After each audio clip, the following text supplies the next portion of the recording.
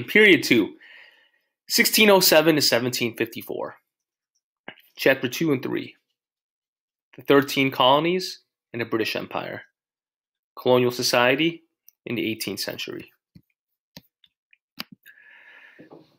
In a period of almost 150 years during the 17th and 18th centuries, the British established 13 colonies along the Atlantic coast and provided profitable trade and a home to a diverse group of people. Overview. From the establishment of the first permanent English settlement in North America to the start of a decisive war for European control of the continent, the colonies evolved. At first, they struggled for survival, but they became a society of permanent farms, plantations, towns, and cities. Europeans brought various cultures, economic plans, and ideas for governing to the Americas. In particular, with varying approaches, they all sought to dominate the native inhabitants. The British took pride in the tradition of free farmers working the land. The various colonies developed regional or sectional differences based on many influences, including topography, natural resources, climate, and the background of their settlers. They largely viewed the American Indian as an obstacle to colonial growth. With their emphasis on agricultural came a demand for labor, and this led to a growing dependence on slavery and the Atlantic slave trade to power the economy. The strength of the 7 Years' War signified the maturity of the British colonies and the influence of the European conflicts in the power struggle for the control in North America. This overview is very important. First, you want to pay attention to the year 1607 to 1754. This is looking at the creation of 13 colonies right before the we get the French and Indian War. All in all, what you understand here is the British were very dominant. They wanted to take over the natives. They were very concerned about using the natives to their advantage, as well as engaging in slave labor. Alternate view. Historians disagree on what date marks the end of the colonial era. Some identify the conclusion of the 7 Years' War in 1763 and the start of the American Revolution in 1775, or the signing of a peace treaty in 1783. Historians who focus on cultural rather than political and military events might choose other dates for both the start and end of the period, to emphasize the role of non-English residents, such as Scot-Irish Germans and enslaved Africans in the colonies. So what you want to understand here is there is a debate, there's an alternate view on when the colonial period actually ends. All right, some say revolution, some say 7 Years' War. 7 Years' War is, of course, the war between the French and the British. Key concepts that you need to know. Europeans developed a variety of colonization and migration patterns influenced by different imperial goals, cultures, and varied North American environments where they settled, and they competed with each other and American Indians for resources. So, in other words, British colonists would migrate to different areas based off competition and relations with the Native Americans. The British colonies participated in political, social, cultural, and economic exchanges with Great Britain that encouraged both stronger bonds with Britain resistance to Britain's control. Okay, so this is looking here, of course, the relationship with the within the colonies, right, as well as the natives. The focus is on the relationship between the British colonies and Great Britain. That's what this focuses on, and how this is going to lead to resistance.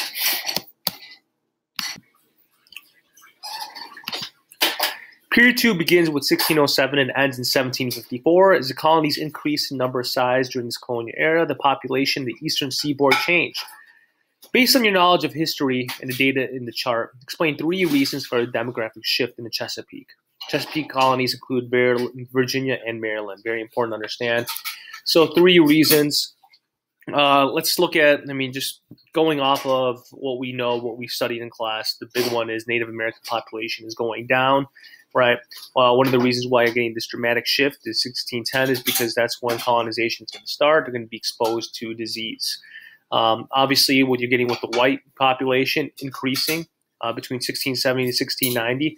Remember, in the early stages of colonization, 1610 to 1630, they struggled. They struggled a lot with the cold winters, being able to maintain resources. However, as there's some form of stability, more and more people from Great Britain started to move to the New World for freedom of religion, for economic reasons, which we'll discuss in this chapter. And of course, the African American population or the black population here increases dramatically in around 1690 to 1710. Well, this is because of the Atlantic slave trade. The 13 colonies in the British Empire, 1607 to 1754, they desired that piety and godliness should prosper, accompanied with sobriety, justice, and love.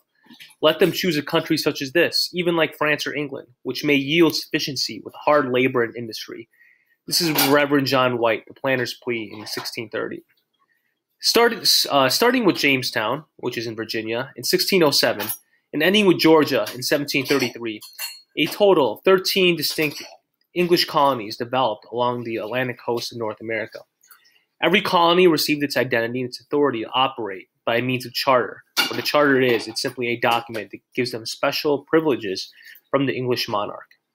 Each charter described, in general terms, the relationship that was supposed to exist between a colony and the crown. Over time, 3 types of charters and 3 types of colonies developed. So you need to know these 3 types of colonies that are chartered, that are granted permission to settle in the New World from England. The first one is corporate colonies. I'll write this in your notes, such as Jamestown. They were operated by joint stock companies, at least during these colonies in the early years. So remember, people would go ahead and buy stock, and then they would these colonies would form, and then these investments would go back to those investors. You get the royal colonies, such as Virginia, after 1624. They were to be under the direct authority and rule of the king's government. Glory, right? Proprietary colonies, such as Maryland and Pennsylvania, were under the authority of individuals granted charters of ownership. So sometimes a king may have owned individuals, a small amount of debt, so they would use this through a propriety colony, where they were giving this. They were given the colonies a form of payment or debt. So I would go ahead and make sure that that's not it, go ahead and put that under the 3 types of colonial charters right here.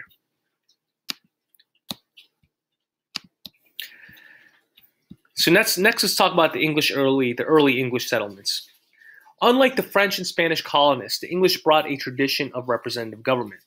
They were accustomed to holding elections for representatives who would speak for property owners and decide important measures such as taxes proposed by the king's government. While political and religious conflicts dominated England, feelings for independence grew in the colonies. Eventually, tensions emerged between the king and his colonial subjects. The chapter summarized the development of the English colonies. So the first colonies you want to make sure you have down, they had a form of representative governments through the town halls. That's a huge difference from the other colonies, France and Spain. Next in your notes, we have the early English settlements. In the early 1600s, England was finally in a position to colonize the lands explored more than a century later by John Cabot. By defeating a large Spanish fleet, the Spanish Armada, in 1588, England had gained a reputation as a major naval power. Also, in this period, England's population was growing rapidly while its economy was depressed. The number of poor and landless people increased, people who were attracted to opportunities in the Americas. The English devised a practical method for financing the costly and risky enterprise of founding colonies. The joint stock pooled the savings of many investors, thereby spreading the risk. Thus, colonies on the North Atlantic coast were able to attract large numbers of English settlers. Big picture, English settlement didn't happen. It happened specifically because of the large navy, more specifically the defeat of the Spanish Armada. It gave British naval power. You're getting a lot of poor and landless people because England is too overpopulated. They want to seek new opportunity. So as a result of this, you're going to get joint stock companies that form. See, that's a key term you want to make sure you understand. Joint stock company. People would pool their money. They would invest in these colonies in hopes of reaping benefits back later. So next thing we want to make sure that we understand is Jamestown. This is the first colony that we're going to go over. Jamestown. England's King James I chartered the Virginia Company, a joint stock company that founded the first permanent English colony in America at Jamestown in 1607. So there were a lot of early problems. The first settlers of Jamestown suffered greatly, mostly from their own mistakes. The settlement's location is in a swampy area along the James River, resulting in fatal outbreaks of dysentery and malaria. Moreover, many of the settlers were gentlemen, unaccustomed to physical work. Others were gold-seeking adventurers who refused to hunt or farm. One key source of good was from trade with American Indians. But when conflicts erupted between settlers and natives, trade would stop and settlers went hungry. Starvation was a persistent issue in Jamestown. So one of the issues is the workers weren't equipped. I mean, they were pretty boys. They were adventurers in gold. They didn't know how to hunt, farm, use the land. Also, geographically, the land was just too swampy. Through the forceful leadership of Captain John Smith, Jamestown survived its first 5 years, but barely. Then, the efforts of John Rolfe and his Indian wife, Pocahontas, the colony developed a new variety of tobacco that would become popular in Europe and become a profitable crop. So tobacco, tobacco, tobacco. That's how Jamestown would earn its success. So you want to make sure you understand big picture, early problems. I'd write those down, but as well as success would lead to tobacco. Transition to a royal colony. Despite tobacco, by 1624, the Virginia colony remained near collapse. More than 6,000 people had settled there, but only 2,000 remained alive. Further, the Virginia Company made unwise decisions that placed in heavy debt. King James I had seen enough. He revoked the charter of the bankrupt company and took direct control of the colony. Now known as Virginia, the colony became England's first royal colony. So tobacco would be the long-term success, but the reason why the short-term success exists is specifically because King James would then take it as a royal colony. Next thing you want to make sure you write down in your notes is Plymouth and Massachusetts Bay. Religious motivation, not the search for wealth, was the principal force behind the settlement of two other English colonies, Plymouth and Massachusetts Bay. Both were settled by English Protestants who dissented from the official government-supported Church of England, also known as the Anglican Church. The leader of the Church of England was the monarch of England. The Church of England had broken away from the control of the Pope in Rome, so it was no longer part of the Roman Catholic Church. However, it kept most of the Catholic rituals and governing structure. The dissenters, influenced by the teachings of Swiss theologian John Calvin, charged that the Church of England should break more completely with Rome. In addition, the dissenters adopted Calvin's doctrine of predestination, the belief that God guides those who have selected the salvation even before their birth. England's King James I, who reigned from 1603 to 1625, viewed the religious dissenters as a threat to his religious and political authority and ordered them arrested and jailed. So main thing we want to understand here is the Massachusetts Bay Colony is going to form as a result of freedom of religion, right? You're getting these Calvinists that are critical of the Anglican Church because they feel like that they are that they didn't evoke too much change from the Catholic Church. The Plymouth Colony. Radical dissenters to the Church of England were known as separatists because they wanted to organize a completely separate church that was independent of royal control. Several hundred separatists left England for Holland in search of religious freedom. Because of their travels, they became known as Pilgrims. Economic hardship and cultural differences from the Dutch led many of the Pilgrims to seek another haven for their religion. They chose a new colony in America, then operated by the Virginia Company of London. In 1620, a small group of Pilgrims set sail for Virginia abroad in Mayflower. Fewer than half of the 100 passengers on the ship were separatists. The rest were people who had economic motives for making the voyage. After a hard and stormy voyage of 65 days, the Mayflower dropped anchor of the Massachusetts coast, a few hundred miles to the north of the intended destination, Virginia. Rather than going on to Jamestown as planned, the Pilgrims decided to establish a new colony at Plymouth. So we're getting a Plymouth colony. Some of the people that were on here, they're known as separatists because they wanted to separate from the Anglican Church, just as I stated. But this is still economically driven. It was funded. A lot of people are also going, of course, to find a better standard of living because England was overcrowded. Early hardships after a first winter that saw half their number perish. The settlers at Plymouth were helped to adapt the land by friendly American Indians. They celebrated good harvest at a Thanksgiving feast in 1621. Under strong leaders, including Captain Miles Standish and Governor William Bradford, the Plymouth colony grew slowly but remained small. Fish, furs, and lumber became the mainstays of the economy. Massachusetts Bay Colony. I'm sure you get this in your notes. A group of more moderate dissenters believed the Church of England could be reformed because they wanted to purify the church. They became known as Puritans. The persecution of Puritans increased when a new king, Charles I, took the throne. And in 1625, seeking religious freedom, a group of Puritans gained a royal charter, for the Massachusetts Bay Company. In 1630, about 1,000 Puritans, led by John Winthrop, sailed from Massachusetts ashore and founded Boston and several other towns. A civil war in England in the 1630s drove 15,000 settlers to the Massachusetts Bay Colony, a movement known as the Great Migration. The Great Migration. So you're getting the Puritans that are, of course, seeking religious persecution. You're also getting the Civil War that's going on. That's influencing a lot of people to move. Early political institutions. So you want to understand how politics and government functioned in these colonies. First, let's get Virginia. The Virginia Company encouraged settlement in Jamestown by guaranteeing colonists the same rights as residents of England, including representation in the lawmaking process. In 1619, just 12 years after the founding of Jamestown, Virginia organized the first representative assembly in America, the House of Burgesses. So you want to make sure you know this, the House of Burgesses, that these citizens were given the same rights as residents of England, right? Very important to understand. Represent government in New England. Aboard the Mayflower in 1620, the Pilgrims drew up and signed a document that pledged them to make decisions by the will of the majority. This document, known as the Mayflower Compact, was an early form of colonial self-government and rudimentary written constitution. In Massachusetts Bay Colony, all freemen, male members of the Puritan Church, had the right to participate in yearly elections of the colonies as assistants in representative assembly. So, once again, representation. This is setting the roots of the American Revolution, or what's going to become the America, because you're getting representation, right? You're getting a form of government that's outside of that of England. Limits to colonial democracy. Despite these steps, most colonists were excluded from the political process. Only male property owners could vote for representatives.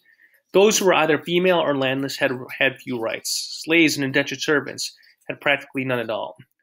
Also, many colonial governments rule with autocratic or unlimited powers, answering only the king or others in England who provide the colonies financial support. Thus, the gradual development of democratic ideas in the colonies coexisted with anti-democratic practices, such as slavery and the widespread mistreatment of American Indians. All in all, this is saying only white property owners thrived. That's it. We're getting the Chesapeake Colonies. Chesapeake Colonies. In 1632, King Charles I subdivided the Virginia colony. He chartered a new colony on either side of Chesapeake Bay and granted control of it to George Calvert, Lord Baltimore, as a reward for his Catholic nobleman's service to the crown.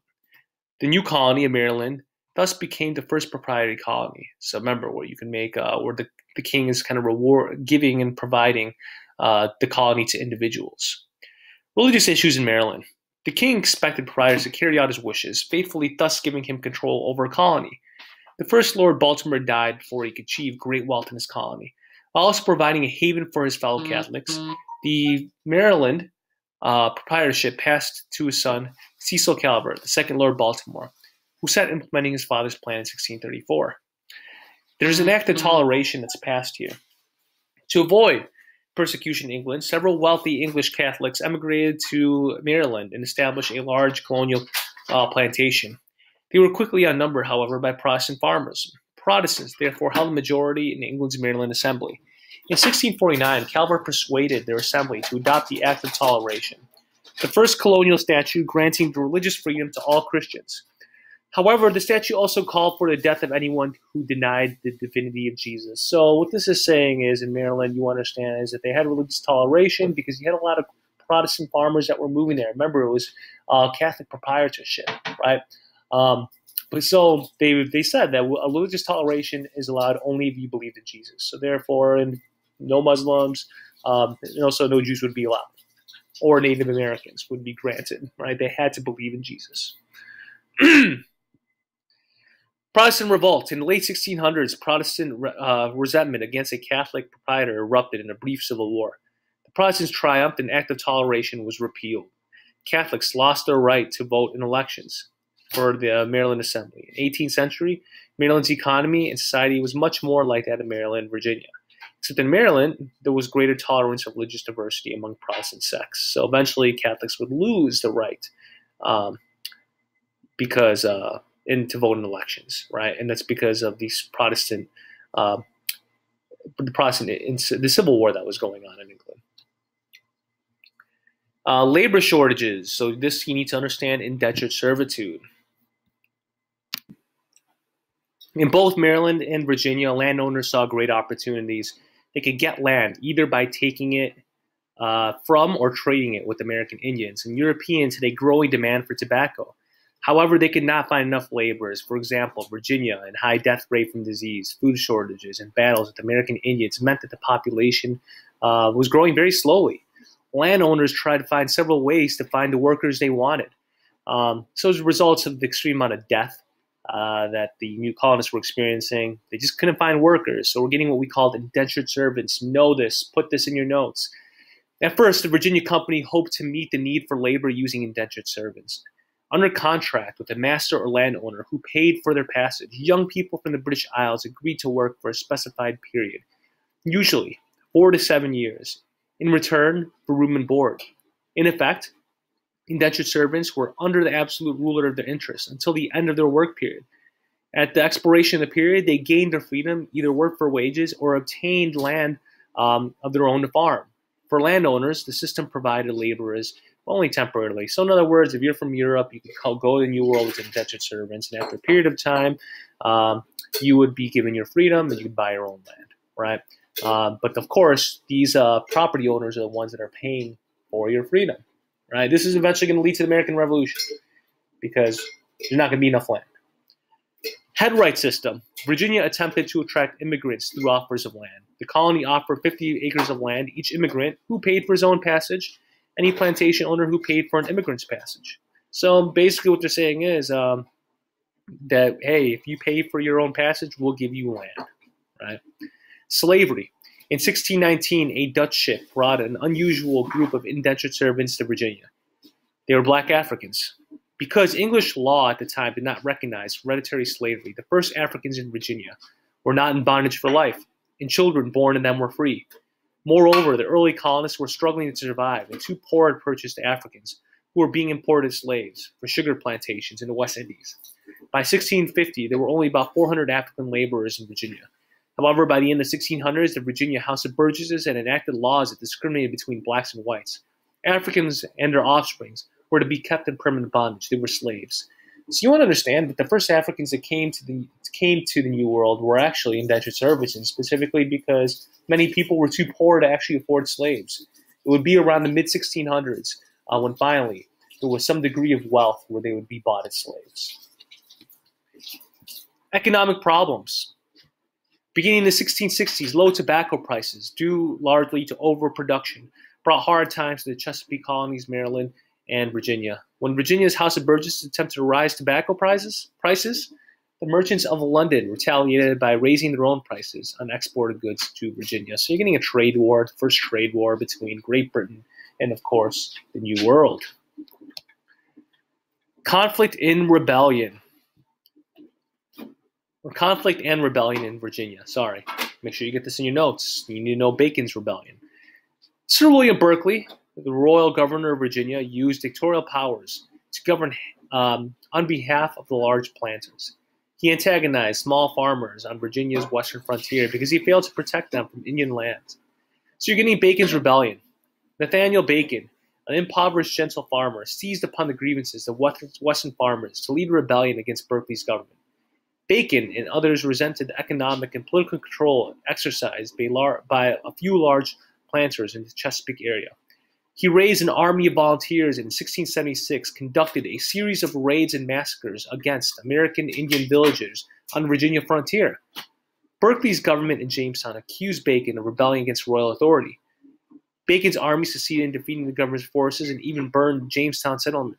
Soon afterwards, Bacon died of dysentery and the rebel army collapsed. Governor Berkeley brutally suppressed remnants of insurrection, executing 23 rebels. So what you end up getting here is Bacon, he is rebelling against the power of the large farmers that existed in the Chesapeake area. He felt as if the indentured servants and the smaller farmers just could not have any power. They didn't have any power. The large, the wealthy, the richest were the ones that were monopolizing all the power in the Chesapeake Bay area. So what he ends up doing is he, of course, burns down Jamestown, and he dies. He dies of dysentery, right? Eventually, the rebellion is put down. Some of the problems. Although it was short-lived, Bacon's Rebellion highlighted two lasting disputes in colonial Virginia. Number one, there were sharp class differences between wealthy planters and landless or poor farmers. Colonial resistance to royal control. These problems would continue in the next century, even after general conditions of life in the Chesapeake Colonies became more stable and prosperous. So wealth differences. You're getting of course, the wealthy business owner or the wealthy plantation owners, or sorry, the wealthy planters. They are the ones that have the best trade relations. They have the best land. On the other hand, you're getting indentured servants. They're getting the worst land, and often have to deal more with the natives. Development of New England. Strong development of New England. Strong religious convictions helped sustain settlers in the struggle to establish the Plymouth and Massachusetts Bay colonies. However, Puritan leaders showed intolerance of anyone who questioned their religious teachings. The Puritans often banished dissidents from the Bay colony. These banished dissidents formed settlements that would develop into Rhode Island and Connecticut. Rhode Island, key person you know is Roger Williams, went to Boston in 1631 as a respected Puritan minister. He believed, however, that the individual's conscience was beyond the control of any civil church or authority. His teachings on this point placed him in conflict with other Puritan leaders, who ordered his banishment from the Bay colony. Leaving Boston, Williams fled southward to Narragansett Bay, where he and a few followers followed the settlement of Providence in 1636. The new colony was unique in two respects. First, it recognized the rights of American Indians and paid them for the use of their land. Second, Williams' government allowed Catholics, Quakers, and Jews to worship freely. Williams also founded one of the few Baptist churches in America. So you need to know that Roger Williams would go ahead and start the colony of Rhode Island, specifically because he believed in religious tolerance. His views were against that, and they contradicted the Puritan base. So he would go to Rhode Island, develop a colony, have good relations with natives. Another key thing you want to understand.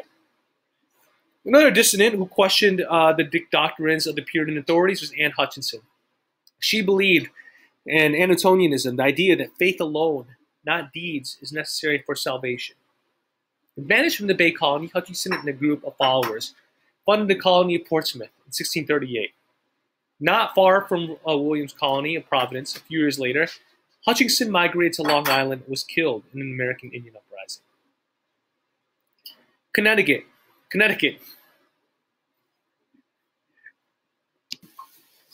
To the west of Rhode Island, the fertile Connecticut River Valley attracted other settlers who were unhappy with the Massachusetts authorities. The Reverend Thomas Hooker led a large group of Boston Puritans into the valley and founded the colony of Hartford in 1636. The Hartford settlers then drew up the first written constitution in American history, the Fundamental Orders of Connecticut. It established a representative government consisting of legislators elected by popular vote and the governors chosen by legislature. South of Hartford, a second settlement in the Connecticut Valley was started by John Davenport in 1637 and given the name New Haven. In 1665, New Haven joined with the more democratic Hartford settlers to form the colony of Connecticut. The Royal Charter from Connecticut granted a limited degree of self-government, including an election of a governor. So once again, you're getting another representative government. New Hampshire, the last colony to be found in New England, was New Hampshire. Originally part of Massachusetts Bay, it consisted of few settlements north of Boston. Hoping to increase royal control over the colonies, King Charles II separated New Hampshire from the Bay colony, and it made a royal colony subject to the authority of an appointed governor. Next, we're getting the Halfway Covenant. Very important to know. In 1660s, a generation had passed since the founding of the Puritan colonies in New England. To be a full member of a Puritan congregation, an individual needed to have a self-profound religious experience known as conversion. This is the one now you become part of the Enlightened. However, few members of the new-born generation were having such experiences. In an effort to maintain the church's influence and membership, a halfway covenant was offered by some clergy. Under this, people could become a partial church member even if they had not felt a conversion. Other ministers rejected the halfway covenant and denounced it from the pulpit. Nevertheless, as the years passed, strict Puritan practices weakened in most New England communities or to maintain church memberships. So, of course, we're getting the halfway covenant. It was a way to get more people to join the Puritan church because they were losing a lot of their influence. New England Confederation. In the 1640s, the New England colonies faced a constant threat of attack from American Indians, the Dutch, and the French. Because England was in the midst of a civil war, the colonists could expect little assistance. Therefore, in 1643, four New England colonies, formed a military alliance known as the New England Confederation. The Confederation was directed by a board composed of two representatives from each colony. It had limited powers to act on boundary disputes, the return of runaway servants, and dealings with American Indians. The Confederation lasted until 1684, when colonial rivalries had renewed control by the English monarch, brought his first experiments in colonial cooperation into an end. It was important because it established a first president for colonies, taking unified action towards a common purpose. So one thing you want to understand is this shows a lot of neglect by Great Britain, that you have to have this New England Confederation form in order to protect themselves against people such as the Dutch, the Indians, and the French. So this kind of sets the precedent of what's going to be the colonies later on. King Philip's War. Only a few years before the Confederation's demise, it helped the New England colonists cope successfully with the dire threat. A chief of the Wampanoags named Metacom, known as the colonists as King Philip, united many tribes of southern England against the English settlers, who were constantly encroaching the American Indians' lands. In the vicious war in 75 and 76, thousands on both sides were killed, and dozens of towns and villages were burned. Eventually, the colonial forces prevailed, killing King Philip and ending most of American resistance in New England. So King Philip's War, as you want to see, this is kind of one of the last stances that existed for the Native Americans in New England territory. So we should be. We've talked about the governments existed in Virginia, New England, as well as limits to colonial democracy. We talked about labor shortages, slavery, economic problems, all of these sections. And we are currently in the Restoration colonies.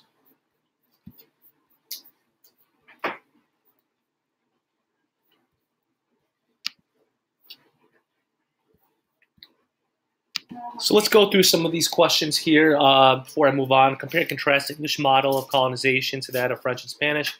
Well, Spanish, you had the three G's. Remember, the main reason for exploration was God, glory, and Jesus. No, not Jesus. God, glory, and gold, right? With the Spanish, you would have the encomienda system as well as the casa system with the social structure. Well, with the English model, no, you're not necessarily getting that. You're getting proprietorships that were set up, right? You're getting, so it's more based off of it was more based off of the royal colony rather than it was compared to Spain. And with the French, what you're getting more of is just more for trade, right? Fur trade. It's purely done for economic reasons. So a similarity, I guess you could say, between the English and the Spanish was that there was consistency amongst, a lot of it was motivated by the monarchy, right? You could say a similarity between the Spanish and the English was just the brutality that was used on the natives, right? Disease spread rapidly. With the English, that they did develop trade relations, but they would go ahead and continue to encroach on Native American lands and engage in war with the natives, right? You compare King Philip's War to comparing that to just Hernan Cortez and his treatment of the Aztecs. A difference would be Spanish, they would, of course, use the encomienda system. The English would use the indentured servitude system, right? So in order to get more people to come over to the New World, that's one of the things that you would have workers that would work for a period of time and be ransomed land, right? And of course, a difference with the French. The French, they were more motivated by the fur trade and, like I said, better economic relations. To what extent was the defeat of the Spanish Armada a turning point in American history? It was a huge turning point because this would establish British confidence in the Navy, which would then encourage more exploration to the New World. Explain one political and one economic cause for Jamestown early struggles for survival. One economic, but you could look at scarcity of resources, right? As a result of the scarcity of resources, the people that were moving to Jamestown, remember it was a joint stock company, right? Was that they weren't necessarily farmers or hunters, right? so they didn't know how to use the land. When you look at the land was pretty swampy, so they eventually had to learn from the natives and how to utilize the best methods to be successful.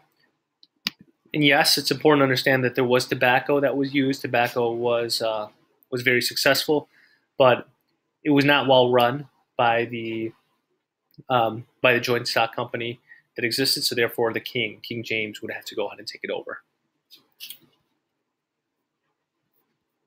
Compare and contrast Jamestown and Plymouth. Remember, both of these colonies were chartered by the monarchy. However, Jamestown was more economic, while you're getting the Plymouth colony that was more for seeking just a religious freedom. Compare and contrast the political development of Virginia to that of New England. Are they more similar or are they more different? So some similarities you want to understand is, once again, look at actually the political development of it. I'd say a similarity is that they're both very representative. You'd get the House of Burgesses that would be set up in Virginia. And then, of course, in New England colonies, you get the Mayflower Compact, which made it a representative government. But a similarity you want to make sure that you understand, though, is that it was typically only white men that owned property that had power in terms of the legislative process. Okay. I'm just going to go through some of these because I want to get through the reading.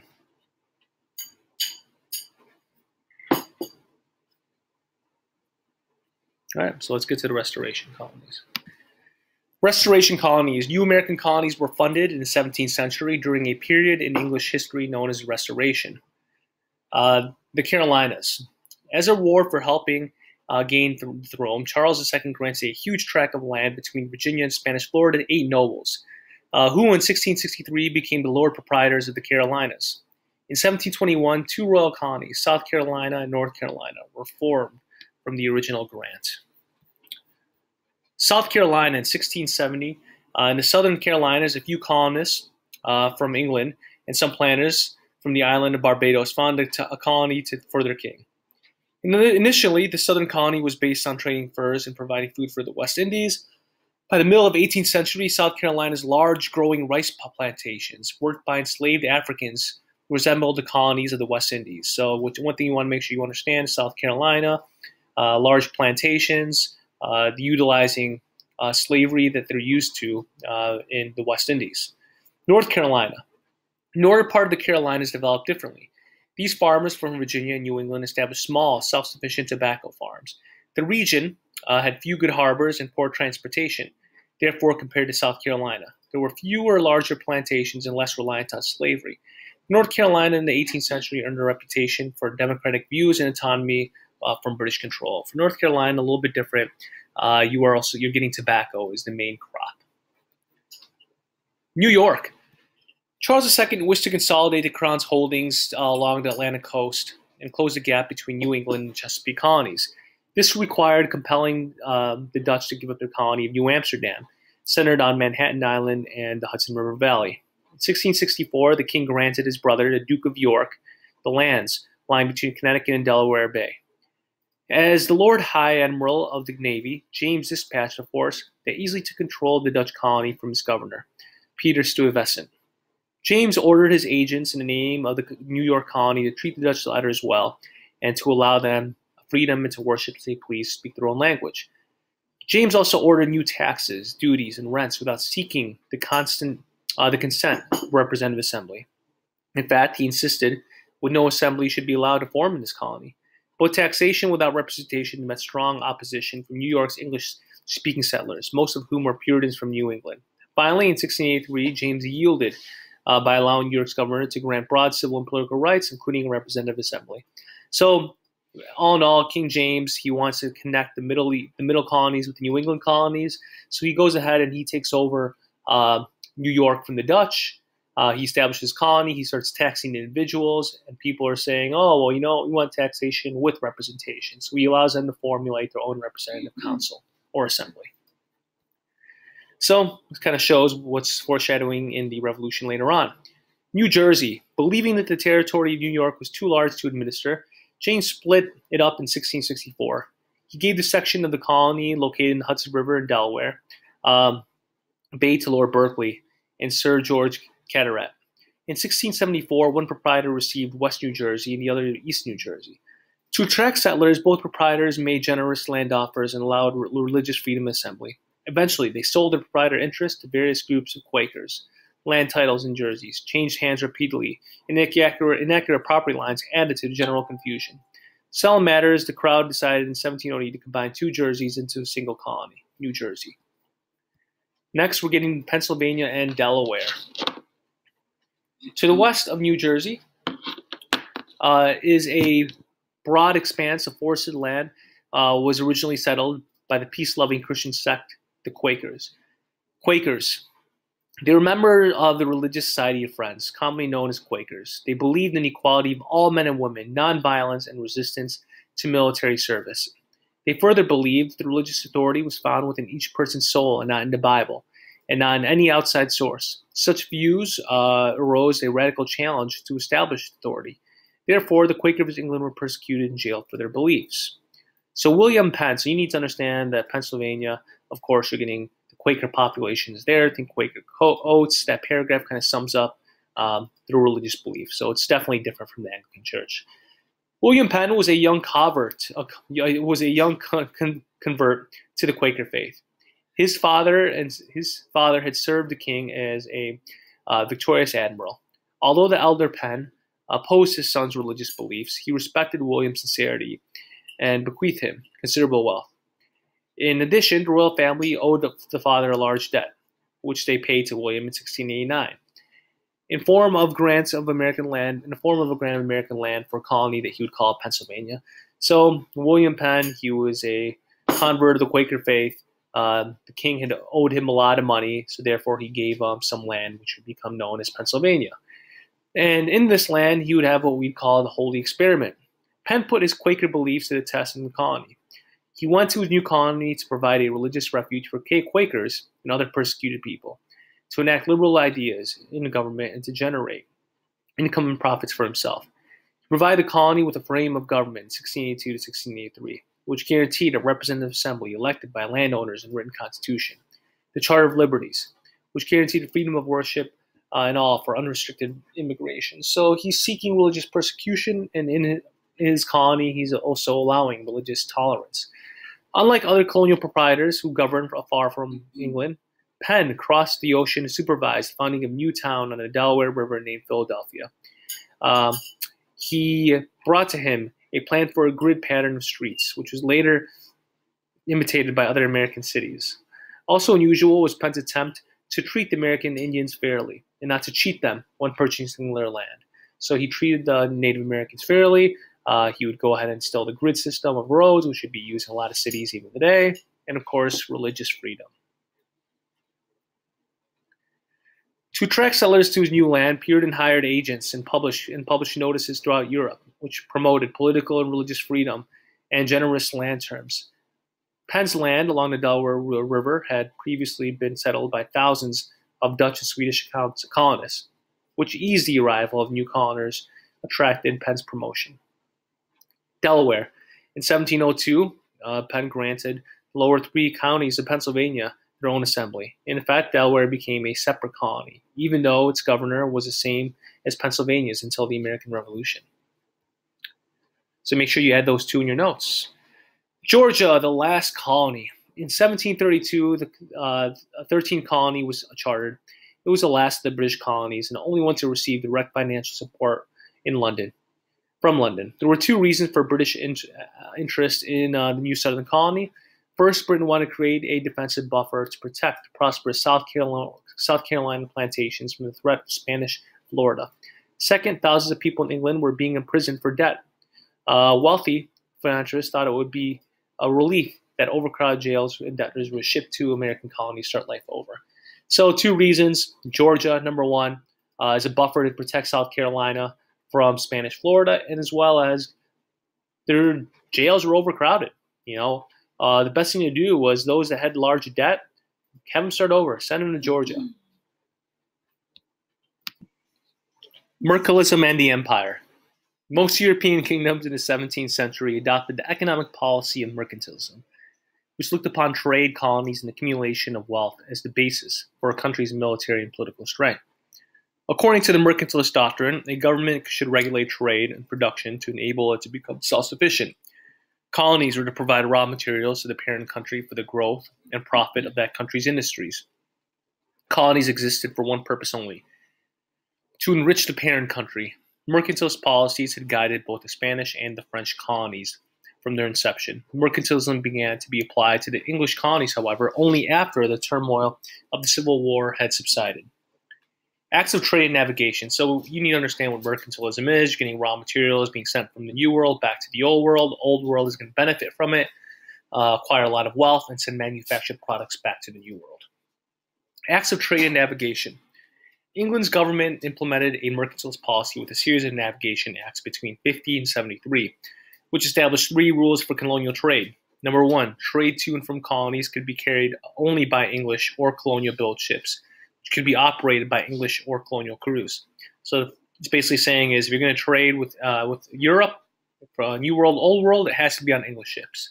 All goods imported into colonies, except for some perishables, had to pass through ports in England, right?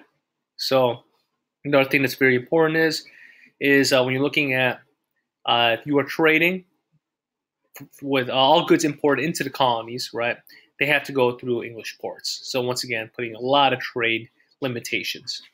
Specified or enumerated goods from colonies could be exported to England only. Tobacco was the only enumerated good, but over the years, the list was greatly expanded. So you're looking at some of these goods that can only be traded with England specifically. So in short, you can only trade with England. Impact on the colonies. Navigation acts had mixed effects on these colonies. The acts caused New England shipping to prosper, provided Chesapeake tobacco with a monopoly in England, and provided English military forces to protect the colonies from potential attacks by the French and Spanish. However, the facts also seriously limited the development of the colonial manufacturing. They forced Chesapeake farmers to accept low prices for their crops and caused colonists to pay high prices for manufactured goods from England. In many respects, mercantilist regulations were unnecessary, since England would have been the colony's primary trading partner in any case. Furthermore, the economic advantage for the navigation acts were offset by their negative political effects on British colonial relations. Colonies resented that regulatory laws imposed by the distant government in London. Especially in New England, colonists defied the acts by smuggling in French, Dutch, and other goods. So they were upset because it's taxation without representation. Even though they were only allowed to trade with England, the colonies, they were getting ripped off because of these mercantilist ideas that the mother country should be the one that benefits. So they would smuggle. Enforcement of acts. The British government was often lax in enforcing the acts, and its agents and colonies were known for their corruption. Occasionally, however, the Crown would attempt to overcome colonial resistance and trade laws. In 1684, it revoked the charter of Massachusetts Bay because they were smuggling too much. You're getting statutory neglect, right? Salutary neglect, where it's just England's not doing anything to enforce this. So they're not doing anything to enforce this, so therefore colonists are going to continue to smuggle. However, they become more stringent, and this stringency is going to eventually lead to the American Revolution. The Dominion of New England. As a new king, James II succeeded in the throne in 85. He was determined to increase royal control over the colonies, but combine them into large administrative units and doing away with the representative assemblies. In 1686, he combined New York, New Jersey, and the various New England colonies into a single unit called the Dominion of New England. Sir Edmund Andros was sent from England to serve as governor of the Dominion. The new governor made himself instantly unpopular by levying taxes, limiting town meetings, and revoking land titles. James II did not remain in power for long. His attempts to asserting his royal power led to an uprising against him. The Glorious Revolution of 88 succeeded in disposing James and replacing him with 2 new sovereigns, William and Mary. James fell from power and brought the Dominion of New England to an end, and the colonies again operated under separate charters. So in short, you're getting here the King James II, he's taking away the charters of certain colonies and creating one whole large union under governorship of Mr. Andros, right? But this is a fail because, number one, you're getting a glorious revolution in 1688 in England that overthrows King James II. William and Mary are put in place, and then those charters are brought back. Despite the Glorious Revolution, mercantilist policies remained in force. In the 18th century, there were more English officials in the colonies than any other era. Restrictions on colonial trade, through poorly enforced, were widely resented and resisted. So more taxes on trade, more ways to benefit the colonies, right? More ways to benefit the mother country and not the colonies. And this is going to lead to the revolution. The institution of slavery. More important than mercantilism in the early 18th century was the growth of slavery. And by half of Virginia's population, by 1750, half of Virginia's population, 2/3 of the South Carolina were enslaved. Increased demands for slaves. Remember, the South Carolina was a plantation economy for tobacco. They need people to work these plantations. The following factors explain why slavery increased importance in terms of the southern colonies. Reduced migration, increase in wages in England, reduced supply of immigrants to the colonies. The standard of living was getting better in England, so therefore less people were migrating. Dependable workforce. Large plantation owners were disturbed by political demands of small farmers and indentured servants and by the disorders of Bacon's Rebellion. They thought that slavery would provide a stable workforce under their control. Indentured servants were rebelling, right? Bacon's Rebellion, perfect example. Cheap labor. As tobacco prices fell, rice and indigo became the most popular, profitable crops. To grow such crops required a large land and many inexpensive, relatively unskilled hands. So you're looking at a move from tobacco to rice and indigo. These were larger plantations. You need people to work these plantations. As a large number of slaves increased, white colonists adopted laws to ensure that African Americans would be held in bondage for life. The slave status would be inherited. In 1641, Massachusetts became the first colony to recognize the enslavement of lawful captives. Virginia in 1661 enacted legislation that children automatically inherited their mother's enslaved status. By 1664, Maryland declared that baptism did not affect the enslaved person's status and that white women could not marry African American men. It became customary for whites to regard all blacks as social inferiors. Racism and slavery became an integral part of society. Triangular trade, so slave laws. I mean, you could think about the one-drop rule. You could think about basically slave laws that saying that if you are a slave, that your children would be slaves as well. In the 17th century, English trade enslaved African Americans had been monopolized by a single colony. This is the Royal African Company. But after this monopoly expired, many New England merchants entered the lucrative slave trade. So basically, the triangular trade became competition. The RAF, the Royal African Company, no longer has a monopoly, so you're getting different companies formed that engage in the slave trade.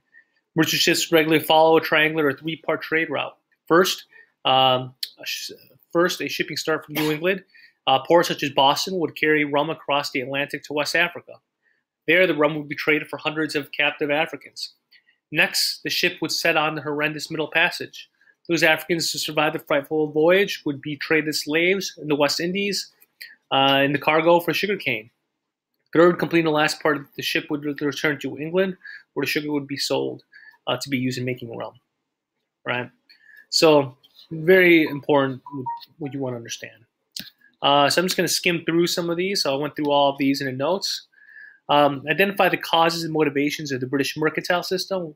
Which one is the most significant and why? So it's wealth for the mother country. Remember, you're getting raw goods and materials from the New World to the Old World, which is the mother country. The mother country would then go ahead and engage policies to ensure that they were reaping the benefits financially from this. We make manufactured goods, send it back to the New World.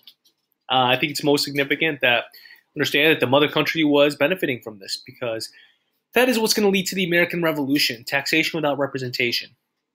Explain the political, economic, and cultural impact of the British mercantile system. The easy one to do is political. You're getting taxation without representation. Big issue there, right? To what extent did African slavery differ regionally in 18th century North America? It was mostly used in the South, specifically for plantations, right? That's one thing you want to understand. It's also different from South America, the way Spaniards use it, because remember, with Spain, you would get, I don't want to use the word, yeah, I guess you could say, you would get breeding. You would have Spanish men and also natives that would go ahead and form families, and they would be interracial mixing. In North America, you would not get that. Okay. You do not. I would say you don't need to do the hip, but we will do the hip in class, so you'll save yourself a lot of time. You do not need to do the math.